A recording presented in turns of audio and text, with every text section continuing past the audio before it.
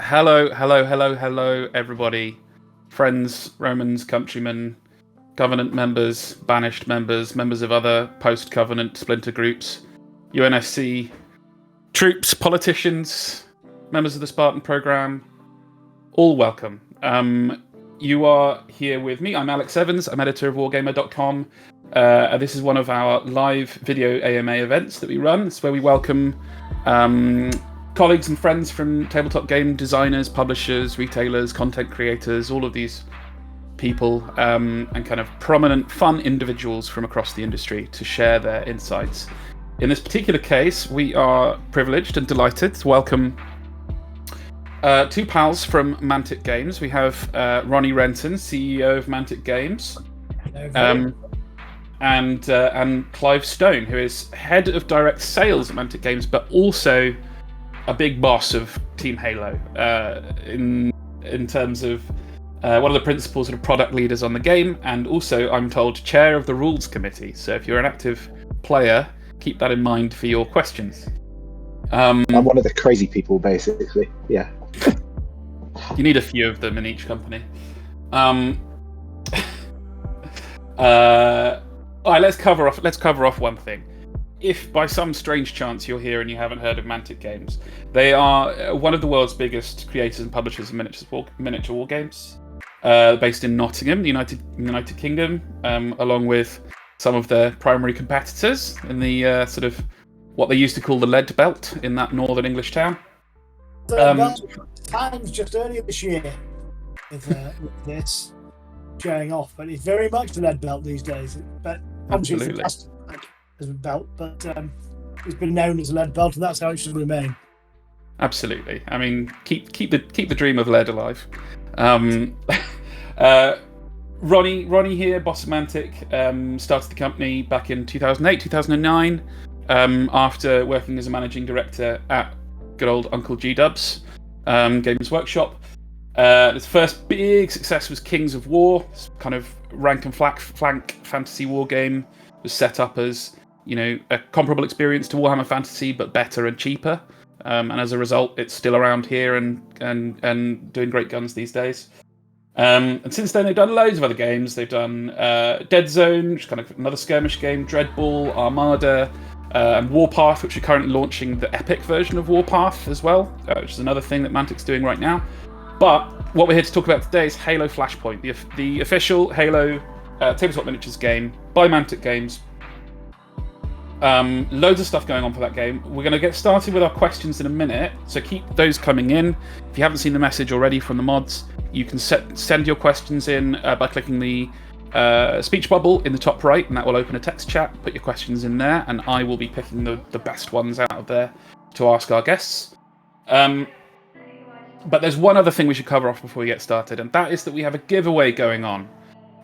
Thanks to the kindness of our pals at Mantic Games, one lucky member of our audience today will be the winner of a Spartan Edition starter set for Halo Flashpoint. So that's the full fat starter box with lots of stuff in there, everything you need to get started: Spartan miniatures, terrain, dice, rules, tokens, etc. All of the stuff that you can't see in that picture. So you get one of those, and you also get this one lucky winner will also get the new Rise of the Banished expansion box, which gives you a bunch of Banished miniatures and a new mode to play and some new terrain. So that's about $250 worth of stuff. And if you ask a question in this AMA, you will be entered. Ooh, that's a nice brute. Yeah, Call me a Halo noob after playing all of the games, but I was taught that the brutes were called Jiral Hanai by Halo Flashpoint. So, you know, mea culpa. Easy for you to say, Alex. But, right, there we go. That's all of the set dressing. That's all the starting. We know we've got stuff to win. You know who we're welcoming along. Ronnie, Clive, aka Cleric, thank you so much for coming along. I will kick us off, and I'll kick us off with kind of a softball. I'm gonna let the audience do the real tough questions. Halo Flashpoint is less than a year old. Launched in November 2024. You've already done two starter sets, but also 2 full expansions. Rise of the Banished, and now Feet First into Hell with the new ODST niches. That's quite a lot of stuff in a year. Quite surprising pace of releases in the first year.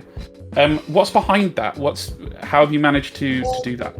Yeah, kind of. It is and it isn't. I think, Alex. Normally, when we launch a 2-player game, we will have 2 armies in it. And I think one of the things that we wanted specifically to do with Halo was to give us few barriers to entry for people picking up the box to play. And so some of the things were very obvious. Easy to pick up rules. Yeah, let's make sure, the cubes, very intuitive rule set. We know how to do that. Big step from when we did Dead Zone with this was that the terrain comes inside, it's card buildings, and it's assembled in 10 minutes, literally 10 minutes. You've got the reverse mat, so there's a 2v2 game. But one of the big hurdles, once you've got your gaming table set up, once you've got your basic rules of how to, following a guide of how to play, assembling your miniatures, we've dealt with that. And one-piece kits. If they are more than one piece, we've assembled them for you, so they're ready to go. Red and blue team, easy. But then you have to build an army list. And if you have to go and build an army list, it suddenly is a thing that we do naturally and actually quite enjoy, but for a new person can be yet again intimidating. And so by playing Spartan on Spartan, 4v4 draft system, you don't even need to do that. And so we've been saying that in actual fact in this box, it is 15 minutes from unboxing to playing the demo, including building the terrain, getting on the game table. So I think that kind of gave us the ability to release these guys pretty quickly after, which was still 6-7 months. And that's probably the other side of your 2-player set. These are Banished, these are the Zakali mercenaries. New scenery, new terrain. They're coming out singles later this week, so you don't need to buy the big set if you don't want. But I think in some ways it feels like a lot on the other way. I think it feels like it's a nice, steady 3 to 4 months. And then Feet First into Hell are still a month and a half away. And what you're going to have is 3 factions, which kind of means there's some choice. Blend the factions, which is also given choice. So my American guy a year ago was saying, Ronnie, it's too slow, we need everything now, we need Banished yesterday, and that's just take a lot of people with us on this journey. So sorry for a long answer, but I think it's both a balance of bringing new games on and keeping the hardcore vets well paced and engaged with it, and new things coming to keep it fresh. Super. So there's actually loads of questions coming through from the audience, which is fantastic. So I'm just going to dig straight into those. Starting at the top with one that's close to my heart, Ungoy. So Sweepy asks, I'm a huge Covenant fan and patiently waiting and very eager for Grunts. Could you tell us anything about timeline or potential keywords we could expect for the coolest little guys? So like a cleric I can question. answer one bit of that, and because this isn't confirm or deny anything. But from a rules perspective, if you were looking at Grunts and thinking what keyword would work really well with them, well, Flashpoint already has some keywords built into it to future-proof it, which kind of says we might have plans to do things like that in the future. But having a rule which represents the ability to have more of them in a cube than we currently have would be interesting and allow for a different style of play. And we have Horde, but there are other ways that you can simulate having more models on a board that you wouldn't necessarily have right now. So that one little bit of that question around rulings and keywords, I could definitely see a new keyword that is more attuned to something like Grunts, or if you were thinking the UNSC side, something along the lines of like Marines, where you'd have lots of these things. Certain keywords like that would be really good. Interesting little tidbits of what's on the rules team's mind there. What have we Obviously, I got? think just to back up on that and to bring the truth kicking and screaming into the daylight, we're obviously not finished. ODST are announced; they're up for pre-order. They are landing in hell in end of October, early November in stores, in people's hands. A huge fan favourite. Maybe coming towards the end of the last ones that's going to come with the board, with the terrain, with the dice, with the full theme. At this point, there's still things that need to be done to complete out the UNSC and the banished armies, which is your Grunts, your Jackals, Marines. And that's definitely something that we're looking at doing coming into 2026. We've got a few other fan favourites, another few fan specials like the Team Phoenix, which we'll talk about in a bit. So, on that, we have a lot planned. But what we're really going to be making sure we do each time is complete out these factions before we move on to new ones. Sure. I think it's probably a good time then on that sort of general topic of what's on the horizon to cover off a topic that's come up in many of the questions so far, so I'm going to boil it down into one, basically. It was also one of my questions that I prepared, which is essentially Mantic has expanded existing games that it has and settings that it has into different scales of game before. You've done it with Warpath and Firefight. We've had numerous questions saying, is Halo going to get its own Firefight style mode? There are vehicles in Halo. There is no vehicles in Halo Flashpoint. Is that something that's on the cards? Absolutely, it's on our plan. Absolutely, that is something we're looking at engaging with. It's a big commitment in terms of you can't have one vehicle. You're going to need 5. We're going to need to go at it. And there's nothing worse than starting a hobby project and getting halfway through your painted army and then jumping off onto the next one, and then you end up not doing either. And so, at the moment, and in 2025, most of 2026, probably all of it, but definitely most of it, it's still Halo Flashpoint. There's many things that we want to do in this game, in the 2x2x2 skirmish level game, that I think merits doing, will make the game better, more fun, will keep it fresh for existing players and continue to recruit. One of the things Mantic's always done, and we did it with Dead Zone, and then we went up to Firefight, which is exactly what you're talking about. The more Dead Zone you've got, the more you've already nearly finished your Firefight army.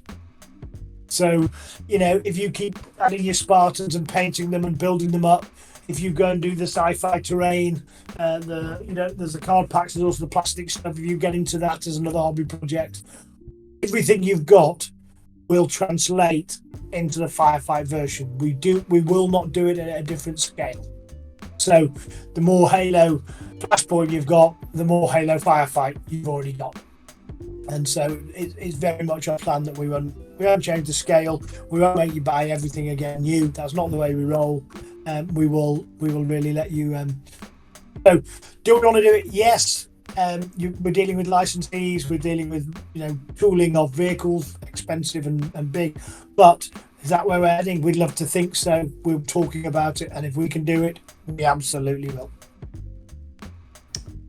Well, there's an encouraging note for the future there. That's very cool. You mentioned terrain. Actually, there's a question here from an Annihilator27, which is even slightly threatening name. Will Flashpoint be getting more unique Halo-themed buildable plastic terrain? Now you've got a limited plastic terrain kit at the moment, as well as the oodles of pre-painted cardboard ones, printed cardboard ones in the boxes. Are you looking at doing more unique Halo plastic terrain? It's like drop pods and banished kind of terrain. Ooh, Clive, what do you think? Do some more hard plastic terrain? I think we can definitely do more hard plastic terrain. To address the question of the system that question comes from, is the Battle Zones terrain we do. And Battle Zones terrain is huge for us. There's a large terrain crate range. And, the untapped potential of that range is that you can customize it and make whatever terrain you kind of want. And we did dabble and do some Halo-themed tiles. And in the future, never say never. Yes, I understand the question. We categorically have more hard plastic scatter terrain coming. So Yes. they are themed by race. So the Banished have a whole load of Banished. One of the things that cardboard doesn't do terribly well is round edges. It goes very well together in straight lines, gives you lots of cover, lots of thematic effect, but it doesn't do scatter terribly well. It doesn't do round edges. So what we've done with every set that we've set going is a hard plastic scatter set, which is really, really characterful. I haven't got any in here, but the first one was the UNSC scatter, and what were they had in there? What was the stuff in that box? Oh, it's like the blast shield, little crates. I was just looking to see if I had one next to me. It's on another shelf. So there were things like blast shields and crates and various. Great straight line, perfect in colour. You paint them up. It's a hobby project. It's more scatter. We've got a Banished one coming in. They're kind of power generators and those. And then we're going to be doing one for the the ODST, which has not yet been announced, but I might have hinted at early on when I was talking about it, and I forgot that we haven't announced it yet. So watch this space. But there is that the hard plastic stuff that will not be themed anything other than the UNSC styled with the poor Halo terrain. Everything else is a bit too esoteric to do. But I don't think I've done that terrain set twice. Once ruined, once complete. There is thousands of ways of putting it together. I've seen oil rigs, I've seen buildings, I've seen spaceships, I've seen internal spaceships. Believe you me, with those terrain, and this was before we had the Halo one. And we were on probably the third or fourth wave of releases for that Battlezone's range, so there is infinite possibilities there. Nice one. I missed a question I think is quite good, but I'm going to direct it to Cleric because I've heard Ronnie's answer to this before, and I'd be interested to hear more on the rules design side. How fun is this game if you've never played any version of Halo? My kids had never played computer games of Halo. Obviously, I grew up with it. I'm old. They hadn't. Their first experience of playing, a Halo-themed experience was when I showed them Flashpoint, and they dived in, and there's no stopping them now. They absolutely loved the system. It was very quick to learn.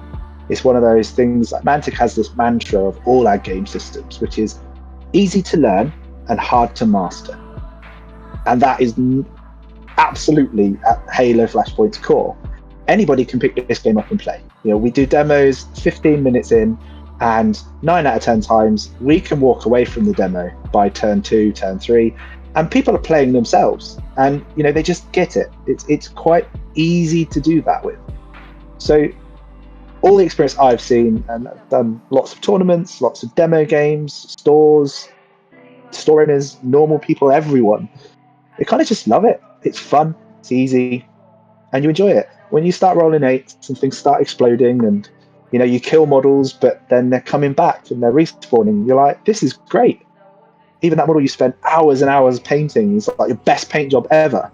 In a lot of war games, you'll put it on the tabletop, it's dead round 1, and then you're like, I spent a week painting that model. But in Halo, it just respawns. So it's just a great experience. This is Captain Ginger's question. How much is this game? I've replied, the most fun you can have with dice. Ronnie really loves this game, y'all. You should be aware of this. My quick follow up to that, Cleric, is, and I do mean quick, is did you anticipate the endlessly exploding crits being as much of a kind of selling point as it seems like they've become? Yeah, I played Dead Zone. It's in an engine we have already. It is, but actually it's a bit more dramatic in Halo. In Dead Zone, it's a bit more balanced, and you don't get as many dice, and you don't get them quite as you don't get them as quickly or as easily as you do in Halo. And so when you get that, one in whatever 240-year-old it is, and you've got all those 8s, and 6 gives you 7s and 8s. It's even more dramatic. I mean, the good thing is Spartans can take it with the shields and their armor and the point, but it is a heck of a lot of fun, and easy to pick up and quite addictive. It's quite good fun, and I think it's yes, we expected it because it's a great laugh. We didn't know it'd be quite this much of a laugh because we've never been this crazy with Dead Zone as we have been with this. Brilliant. Following on from that, I think is another good question for Cleric, and quite a broad and important topic for the growth of the game. How does the team handle balancing the game? How do you primarily focus on the competitive space and the meta, or do you try to balance around casual play as well? So that actually is a wider thing that we do. We because we have our app, and it's great. Everybody builds their lists. People run their tournaments through it, and we gather all that information. So from a rules building point of view, we see the list that people are building and we see what they're not taking to tournaments alongside what's winning at tournaments. So when you come to balance it, you actually get to look at, is something busted because a few people know how to use it really, really well, or is something just needing adjusting for the general health of the game? And we make that choice, we test it, we then put it out to more playtesting. And so by the time it comes to a balance update, which is due shortly, we've gone through so many checks and balances that what we're actually doing improves the health of the game. And so, it's not long. In October, there will be the first big balance update. And I think people will genuinely then start seeing the work that goes on behind the scenes to keep Halo fresh, to keep it new player friendly, but also extremely competitive and a very, very good tournament game. But it's not one or the other. It's built for everyone to enjoy the system. I think that's very cool, and I think the app, the way that you've approached the app, has been of interest to me as a newsworthy topic since it was announced, because not all players in this space treat player aid apps / competitive play apps as in the way that yours does. Not to put too fine a point on it. A couple of interesting questions from Wills19450, which just rolls off the tongue. First thing, and this is close to my heart, my grave mind, you might say. How likely is it that there will be flood in the future? If they let us do it, we'll do it. I mean, coming down the line, we want to do everything. I mean, there's no part of this universe we don't want to explore. Are we sculpting flood right now? No, we're not. It's not there. I think there's other things that we're starting to press into sculpting. I think there's going to be some mind-blowingly exciting stuff happening. I think people are going to love where we're going with what we've got coming out in 2026 because of the fantastic response we've had. That cheers up the licensor. So when I bounce in, I'm no longer the six-headed lunatic that's asking to do this. Like, that kind of, yeah, okay, if you want to do that. So, the more success we have, the more we do a great job with it, the more we revere the IP, we get license to do. And we'd like to do everything. So, both the Firefight range and adding flood to Flashpoint. So, I can't say it's a sculpting, I can't say it's a yes, but would we like to do it? Absolutely. Along with many other things.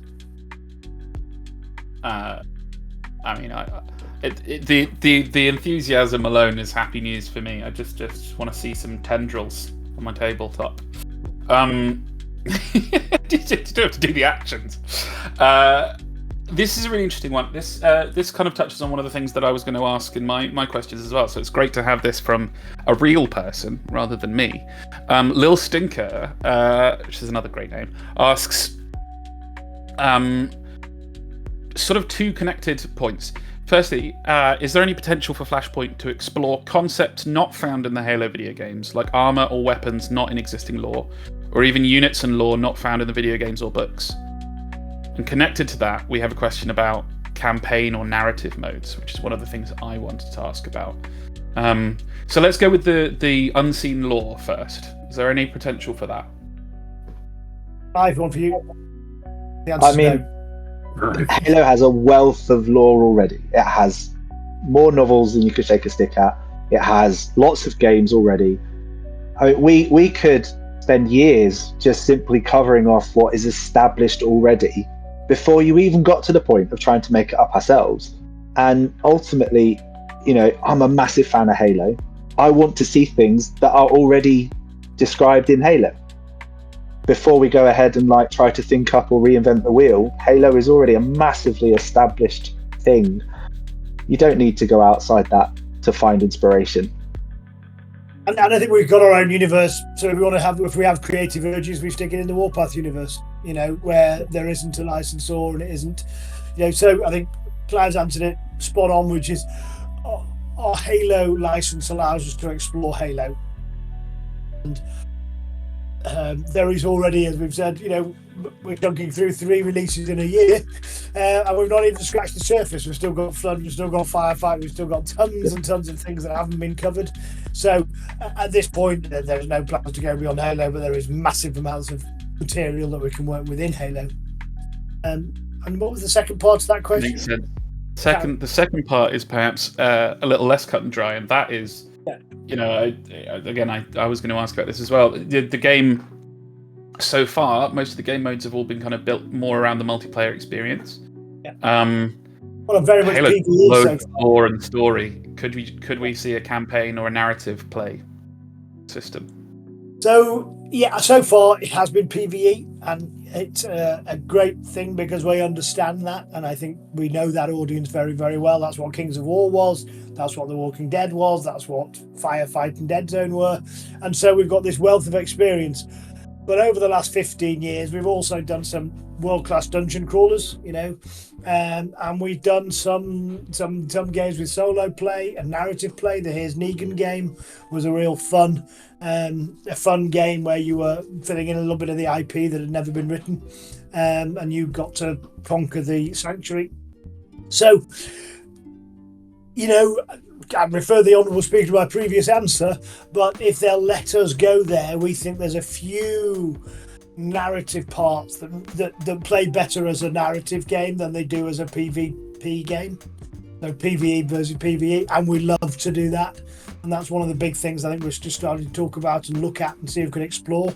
I think there's one runaway train that is Flashpoint, but there's other ways of exploring the Halo universe. And I think one of those that would be very compelling would be to look at trying to do a PvE game. Interesting. So, keeping that in mind, got a bit of a question about more variants of existing units, which is something that I was thinking about as well, looking at kind of ways to deepen the strategy that you can play within the existing Flashpoint game. So could we, Darky Ned asks, could we expect different variations of existing units in the future? Example, Master Chief with the sword exists. Could we see Master Chief with an assault rifle, which may cost a different amount of points? Presumably, apply that to other characters too, to represent if you're picking up different weapons throughout the game. If it makes sense, then why wouldn't we?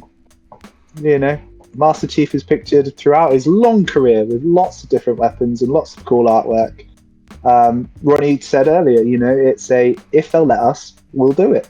And I think that's exactly the statement for a question like that. It's if Halo will let us. Yes, we're gonna have loads of Master Chief. Master Chief is coming with every weapon option because it's Master Chief. Yep. In every pose possible, in every on that, Ronnie. You name it. Yeah, Ronnie no. says I Master think Chief we've is already coming with all. We've got 2 HU at this point. They're pose variants because the card they're both the same card, aren't they? I think. Yeah, same model, 2 poses. Yeah, but as we get deeper into the IP, we will look. That was Master Chief here. There's maybe Atriox here, and we will at that point load them up with that weapon option and give them that card. And so yes, categorically, do it in fun places, do it in interesting places, but we will revisit and put Master Chief out with different loadouts. I love that.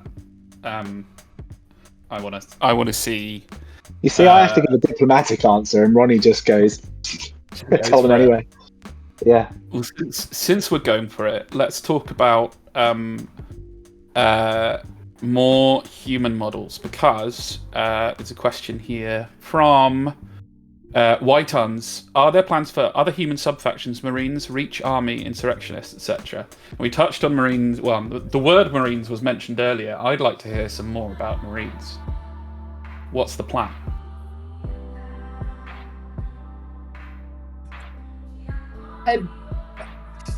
Yeah, I mean, I think that's where we're going to, our current release, they're not announced, but we are, we're looking down the road in 2026 and we're pressing stuff into sculpting. So the obvious place to complete out the Spartan, the UNSC faction, and the Banished is Grunts, Jackals, and Marines.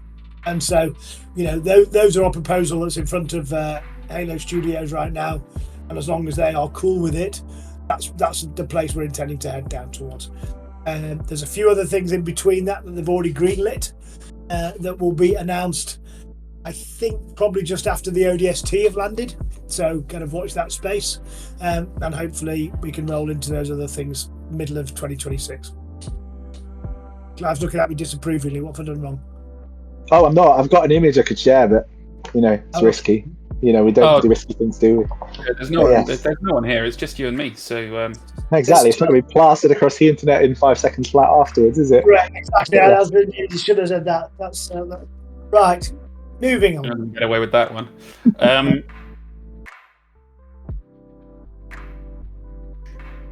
So there's a question here about the app. Can you talk about the idea of the app as a subscription service? I'm new to the game, and I think this person is saying subscription services in general feel a little predatory, which has turned me off getting the app. Was there a reason to go with that model rather than a single purchase or a free resource? I mean, firstly, you could use that app for free to do almost everything any player would want to do for the game. The rules are on it for free. The list building is on there for free. You can even host an event with your friends for free. You can join the rankings for free. The only thing you're really paying for is convenience. Like, I want to have 10 lists. I mean, I'm that type of person that has 20 lists in my inventory. I want lots and lots of variants, and I want all my key stats. But ultimately, if I've bought the game, I have the cards anyway, so I can see those stats in front of me. And the list builder just gives me an easy way to say, these 4 or 5 models cost me 200 points. This is great. If I want to do as a TO, then that's an added convenience that helps me run the system. I can get other players on. They don't have to pay anything to do that, to use the app. So it's as friendly as I think anybody can make it, while still sustaining a platform that has constant upgrades, constant improvements. And that's the bit. It's that you can't just switch on and off a software engineer. So, like Clive said, almost everything is free. You pay for the convenience of a living rulebook all the time, always updated. So aimed at competitive players. If you are a normal player, a regular player, doesn't matter. It's aimed at the competitive player or the collector who has 100 army lists, or 10, 20 army lists, 30 army lists, different factions that they're building out. But we're paying for storage and server space at this point, ad nauseum. So you go, okay, it's £25 for the app, and then when do we switch it off?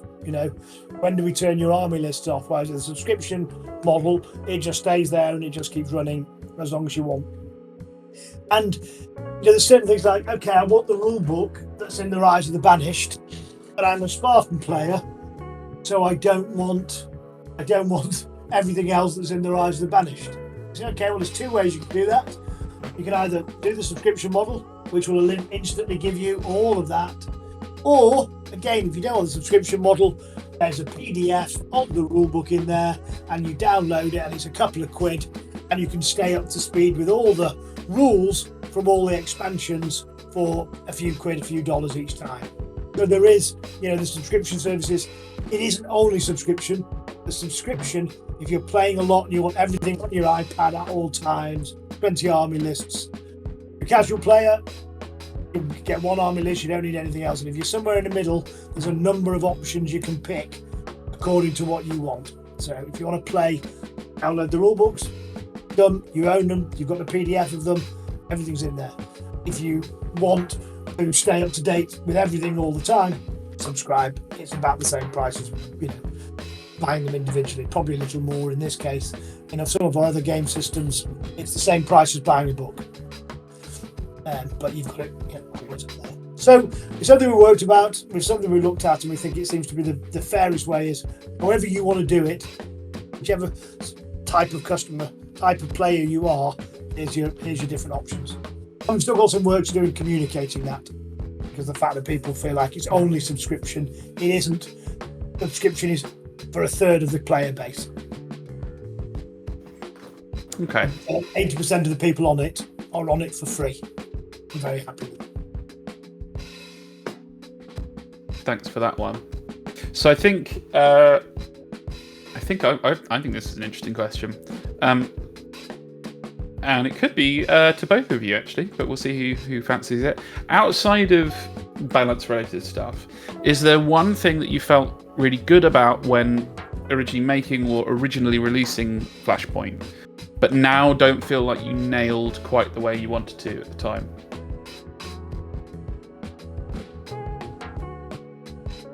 I've got one, Clive. I could go first if you want, and then you can go second. You go first. But the interesting was when we did. It's not. When we did this terrain, it was just unbelievable, because I'd kind of set them this task of assembled cardboard terrain, and the first time they brought that in, I was like, yeah, okay, that's a game changer. Haha, that's what I did there. You could actually, for the first time, and you don't realise how hard it was to get into Dead Zone until you realise, yes, there's only 8 figures in your faction, in a plastic glue, one hobby weekend and you're playing, but there's a month's worth of terrain building. There's probably 20 screws in the box. I think it's 125 quid, $150, $175, because it weighs about 3 tons because of all the hard plastic terrain in it, because you need enough to play the game. When the guys came in with this terrain, I was like, oh my god, that is incredible. That really is. It's 3D now. You get on high. Okay, I love it.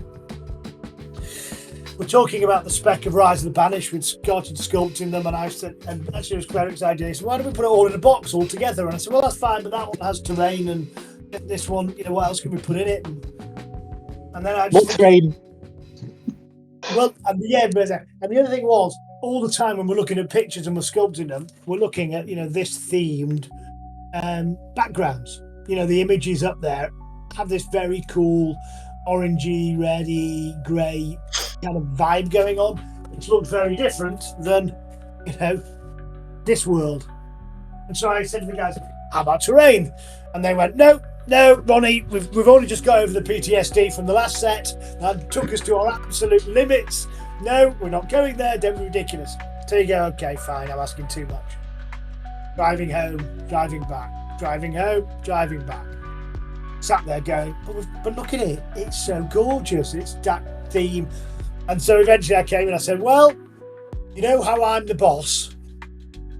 I want some new terrain. And I want it in that reddy orange colour. I think it'd be cool, so please go and do it. And after they picked themselves up off the floor and stopped crying and got them to come out of locking themselves in the cupboard, they went away, and then I didn't see any more of it. They said they'd do it. It was great.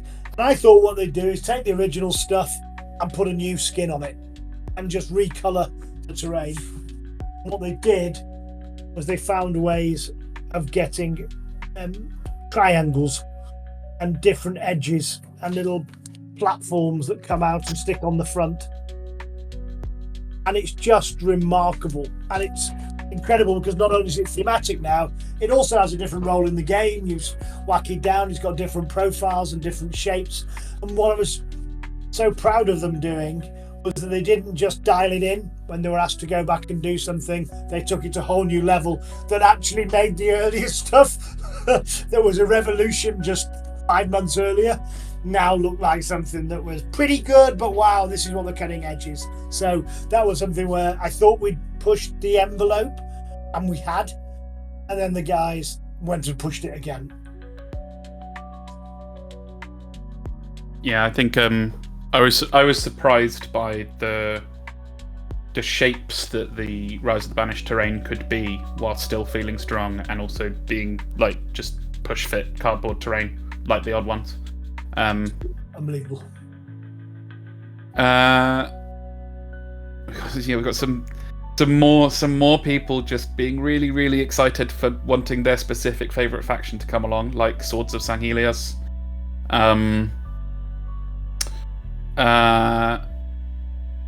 I mean, there is a question in that of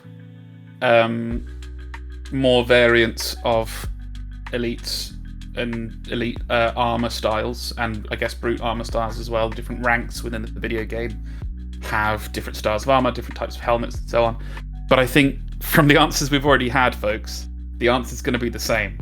If we're allowed to do it, we'll do it. Because all of those things... The sales continue to ramp up. I mean, I think you had a very interesting article yesterday talking about how Halo was running up the charts, and from the fourth best miniatures game in spring, quarter one this year. So if we can keep that momentum up, everything is possible. I think and that's down to both recruiting, people organising events. It just growing and spreading in ways that we couldn't imagine and couldn't understand. And our commitment is that the more we sell, the more we'll do. It's as simple as that. So it feels very exciting. The momentum seems to be with it. And I've caused a chain reaction of people wanting different styles of elite armor. What have we missed? There's a couple of questions here that I missed. Are plans for official game? Wolf Rider 10 asks, are there any plans for official game modes for more than 2 players, like 2v2s, for example? There's. So, there are some things that we're requesting, for example, that will allow you to play modes that are bigger than what we play now. Those modes could potentially be very, very good for multiplayer games. And, 2 versus 2s absolutely would work with some of the stuff that we would like to develop and push out to you. Ultimately, as Ronnie's pointed out, that comes down to getting a yes from our licensed partners. I certainly think at the moment, the current game, particularly now once you've added points and you've added some choice, if you played a bigger game on a 2x2, you could easily split that to 2 players aside, and none of you will be bored, because you are almost always being shot at or shooting something. So let's say you played a 2x2 game with 400 points. It will be absolute carnage. It will be mayhem, but there will be stuff going on all the time. We do say, when people ask us at shows, how many can you have aside? We'd say no more than 2 aside, because if you've got 1 figure each, you're out of the game 7/8 of the time, or maybe 6/8 if you're in shot at and responding to. But certainly, I think it's fair to say 2x2. And even at this point, we've already seen people starting just shoving 2 mats together and taking two factions per side and say, let's just have a big throwdown. And if my guy drifts over onto your side, let's have at it. And the joy, the flexibility of the game is that's absolutely well within the realms of fun. So, and wouldn't it be cool if there were some scenarios that supported that sort of thing built too? Wouldn't it be fun? Wouldn't that be fun? It would, wouldn't it? There we are, folks. The chair of the Halo Flashpoint Rules Committee saying it would be fun to have some scenarios. In a funny tone of voice. Wouldn't it be fun in that kind of knowing tone of voice? Very specific. I know nothing. Almost sardonic tone of voice. Yeah. Here's one that I think is not terribly challenging and probably quite fun for you to answer, but still of interest to quite a lot of people because it's new. How are the ODST going to feel on the tabletop compared to the other factions? So probably a Clive question first. They're different. So you're used to Spartans who can run through walls and take shots everywhere and super fast and, almost like Halo Flashpoint on easy mode. They are good at everything. Then you've got elites who are good at almost everything anyway. They're fast, they're lethal, don't get caught out. You've got brutes that can hit like a truck. Then you have ODSTs coming in, and one of their main strengths is you get more of them, and they just have mechanics that you haven't seen yet, and access to things. You can build quite brutal little teams with them, but there's going to be a learning curve because they don't play like Spartans, they don't play like elites, they don't play like brutes.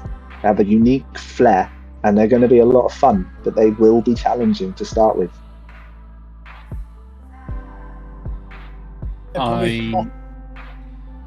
Sorry, Ronnie, go ahead. I was going to say, Eric said it, they play different, and I think steep learning curve because they're coming up against two elite forces and they're more horde, but if you play them right, whole heaps of fun. Just expect to take more casualties. Yeah, I think one of the points that's important to stress on there is if you add something new to Halo Flashpoint, it's important that each faction, each squad, each expansion has its own flavor and reward for playing it. It's no good just simply introducing more Spartans that feel like playing Spartans. It's important every time we kind of release something new that they have their own DNA that brings something fresh to the game. And I think that's important whenever we look at any new factions that we might want to do, any new rules that we write. It's always the most important factor is what's their flavor and how do they improve the ecosystem we already have.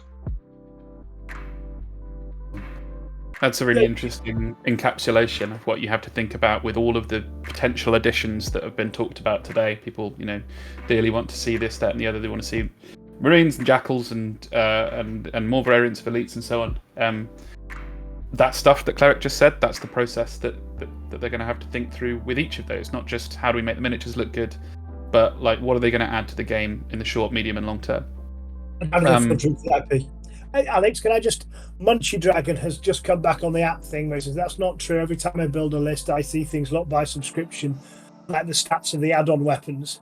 And this was the point that you can't use those weapons unless you've bought the pack of soldiers, because that's where the cards and the weapons are.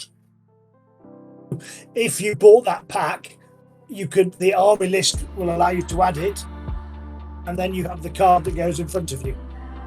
So if you haven't got the model, you haven't got the card. You can't have the model and the card. So everything in Cerberus, you get 4 Spartans and therefore cards, and so you don't need the stats of the add-on weapons because they're on your card.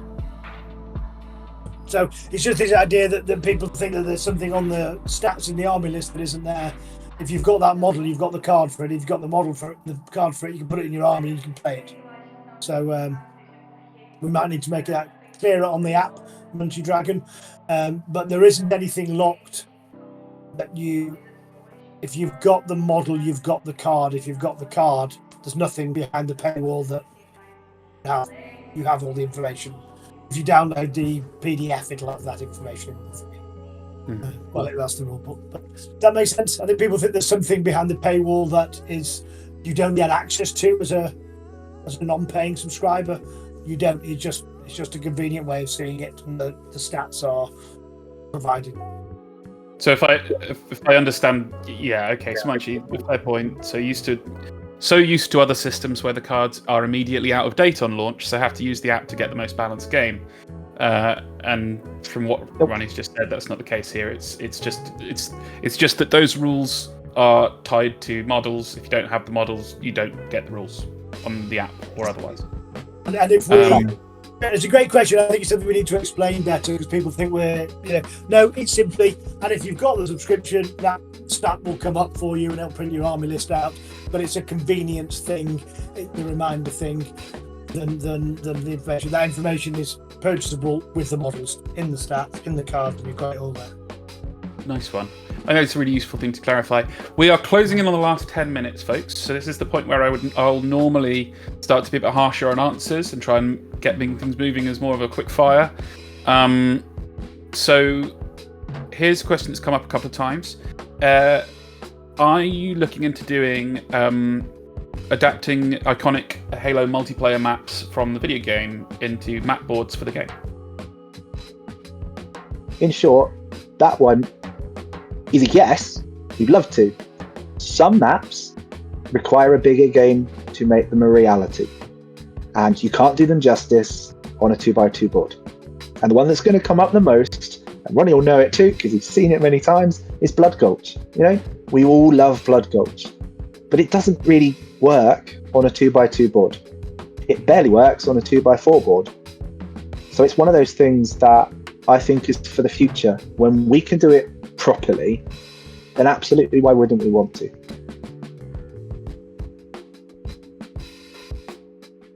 That seems to put it in an interesting context with earlier answers, folks. There's thoughts happening, there's long-term plans into which that might fit, and clearly thought has gone into it already. Emplacements. We did mention vehicles as well, but emplacements are an interesting one. Mounted guns. Maybe the ability to pick up those mounted guns and carry them around. Yeah, ooh, that's a good idea. Maybe. Think of that. Maybe we already thought of it. No, we didn't think of it, Clive. I don't know. Something like that. I mean, really tactical humans that drop in somewhere could be a really useful addition to that sort of thing, I think.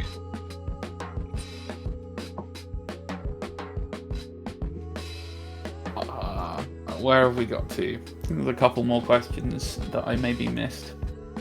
I think there's a few questions popping up around the October balance update that would be useful to just clear up. Do that. There's going to be a booklet. It's a free PDF. It's going to tell you everything that's updated. It's going to be available the same day that we update the app. If you have a subscription, even if you don't have a subscription, there's nothing in that update you can't see for free. There'll be a free PDF, and the rules will update on the app that need it. It will not invalidate anybody's cards. That's an important point to stress. We designed this system so that we wouldn't have to keep tweaking the things that you physically use to play. Anything else, points, keywords, certain rulings, things, all those things potentially can be changed very easily via either a PDF that's going to be free or the rules that live and get updated every time you need it via the app. I mean, my job is reporting on what tabletop game publishers, game designers do with their products, including their rules and how they sell them and how they release them and what problems that brings up in the community and what community thinks about it. It's not super common to have that level of pre-planning on how you are going to be able to tweak and balance a game without re-releasing, without selling people more cards. We don't want to invalidate what you've purchased. All we want to do is make the game better. Between Spartan Edition, which is the draft system, and War Games, which was where we redesigned the cards because you can now add items to them. But you've got 16 cards in the War Games expansion, whereas in every other exec you get 4. We gave you one play, all updated. Now you can either just play draft, starting learning, and then when you start adding points, here you go. Here's the whole lot for everything in there. So. I tried arguing that 8 would be more than enough, and they said, "Stop being tight, Ronnie. Shut up and putting them in." We want people to come and play our games. We want them to come and join us. We want it to be as accessible as possible. And having done this for 15 years and been hugely successful with The Walking Dead, but when we talk about release schedules being fast, because we'd kickstarted that, we had the first 4 waves that were coming out every 3 months. There was 8 SKUs in every wave, including a few new retail ones, and it did become too much too quick, and we didn't have balance, and there was so many characters that you could put an OP gang together because there wasn't army restrictions. So I've got this grey hair by making every single mistake there possible is to make when launching a war game, and I'm hoping that eventually I just run out of doing stupid things, and by default it's the best game ever because I've made every other mistake somewhere else. So we don't think about the launch, we think about the journey. Right, we're down to our last 5 minutes, and there's a couple of stupid questions to answer, which I think will be fun. What's your favourite Spartan besides the Chief? That we've made or that we're going to make? Yes, to both questions. One that we're going to make, personally. Do it. Spartan that you haven't released yet. What are you making? Noble Team are pretty cool, aren't they? They are really cool. I mean, it'd be a real shame if someone were to drop something like that around the world, wouldn't it? I think it'd be reaching to conclusions. Wonder if there's a picture of that we could see. If Gosh, I wasn't soft enough there, was I? Noble Team, yes.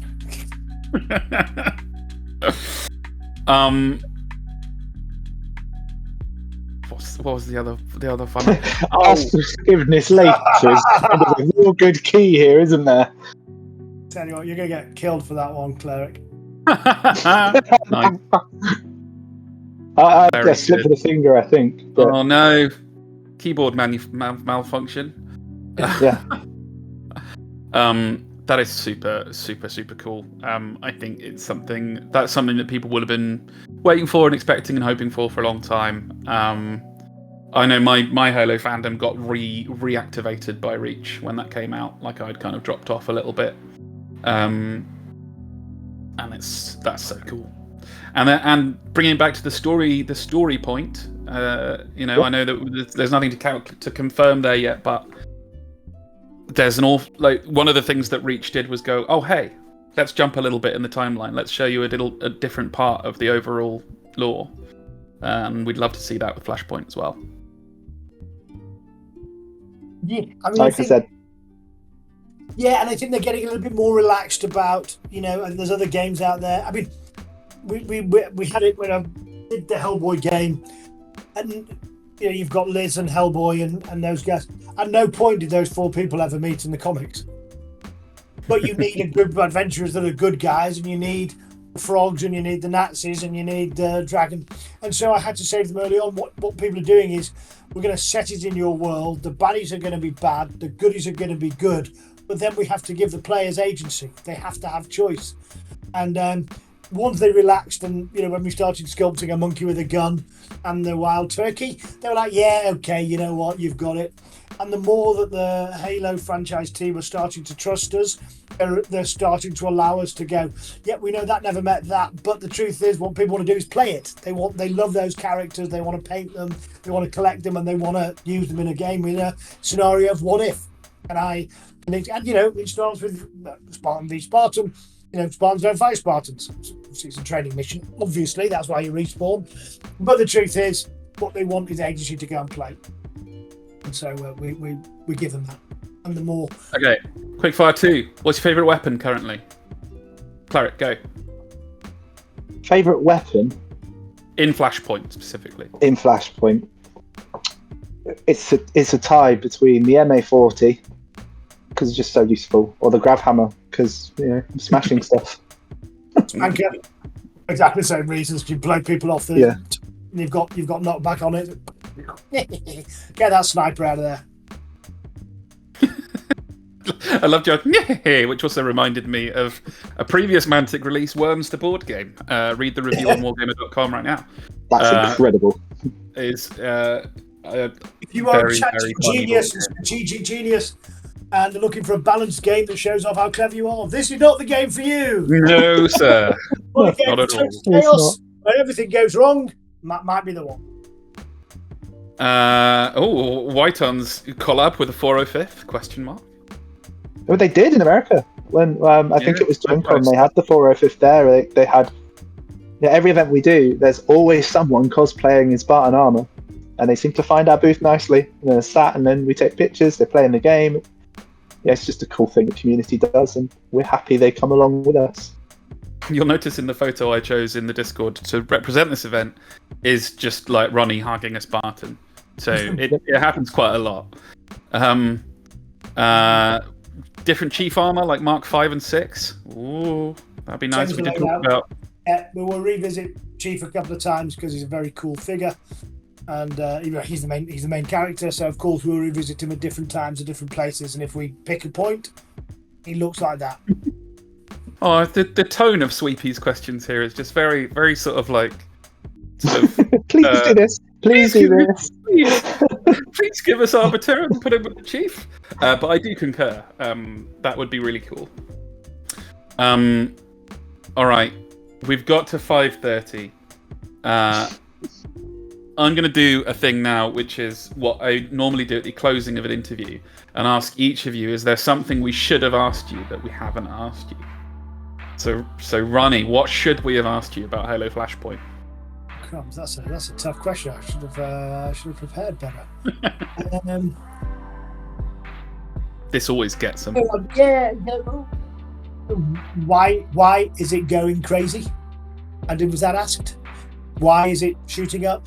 I hope it's because we've got enough experience, but I think we've got a very, very clear vision for the game, and it's about fun. I think we want to paint miniatures, we want to go down, but gaming is a social interaction, and too much of it can overweight to the competitive side. Not enough to just how good it is for you getting together with people and rolling dice. And why do we leave 8 mechanics in it? Because they're fun, because they create dynamic moments in your head. Why do we have command dice that allow you to do that thing you've just really loved doing again? I've just hit you with the graph hammer. I enjoyed it so much, I'm gonna do it again. And what we're purposely trying to create is not the most perfect and balanced and fairest game. We want it to be good and balanced and fair, but we also want it to be crazy fun at times. And I think, why is it doing well? I hope not because it's the most perfectly balanced game people have ever played and they can go out and beat their friends. It's because they want to spend time with their friends and other people they've not met, rolling dice with them, having a laugh, going, I really, really enjoyed that. And let's do it again next week. Let's go and set a tournament up. Let's have some fun with it. Awesome. Guys, it's been such a pleasure having you here. We've run out of time. But Ronnie, Clive, thank you so much for all of your time and expertise today. Everybody in the audience, thank you so much for coming to Wargamer's latest live AMA. These are so much fun to do, and I hope you'll all stick about in our community and chat about Halo Flashpoint and tabletop games until your ears come off. As a reminder, if you want to get more into Halo Flashpoint, a really good way to do that is to read some of the coverage of the game on Wargamer.com. We are writing articles about it all the time. We'll be writing more over the coming weeks as new stuff happens, and perhaps some of the exciting new stuff that was talked about today starts coming out over the coming months. We will be there to report on it, and you should read about it on Wargamer.com. And that will always be going on here in our Discord. So come back soon and stay friends. But once again, Ronnie, Clive, thank you so much. Good luck with the next thing. Thank you. And have a great rest of your day. See you next time, everyone. Thanks for coming. Thanks, Alex. Bye-bye. Thanks for hosting us. Bye-bye. I don't